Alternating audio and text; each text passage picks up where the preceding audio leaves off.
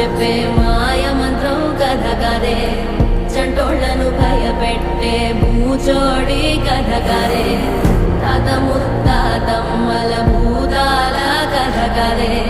విక్రమాదిత్యుడు చెప్పిన వేదాళుడి కథ కదే దీపము నుండి బియ్యం వచ్చే అల్లావుద్దీన్ కథ కాదే ఇది ముడత చర్మం ముసలి చెప్పే కథ లాంటి నిజమే